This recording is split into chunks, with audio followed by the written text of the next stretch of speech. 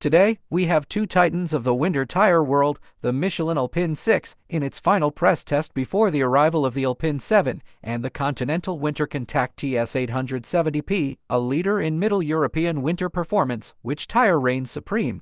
Let's find out. Throughout this comparison, you'll see performance metrics represented in percentages, with the Michelin Alpin 6 set as the reference point at 100%. Starting with wet performance, the Continental WinterContact TS 870p edges out the Michelin Alpin 6 in braking by just 0.3 meters. On the handling track, it's even more dominant, finishing 1.9 seconds faster. However, when it comes to aquaplaning resistance, the difference is negligible, with both tires nearly tied. On snow, the Michelin Alpin 6 shines. It stops marginally 0.1 meters shorter and produces 58 newtons more pulling force than the TS 870p in traction tests. On the handling course, the Alpin 6 finishes 1.6 seconds quicker, showing its strength in snowy conditions. Dry performance tells a different story. The TS 870p stops 1.7 meters shorter than the Alpin 6 in braking tests and is faster on the handling course by 1.2 seconds, showcasing superior control on dry surfaces. When it comes to noise, the Continental WinterContact TS 870p delivers a quieter ride,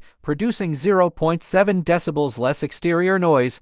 Add to that its lower rolling resistance, with a 12% efficiency improvement, and it's clear the TS 870p offers significant advantages in comfort and fuel economy. So, which tire takes the crown, while the Michelin Alpin 6 excels in snow traction and snow handling? On the other hand, the Continental WinterContact TS 870p excels in wet and dry performance, rolling resistance, and noise. Thanks for watching, and don't forget to subscribe.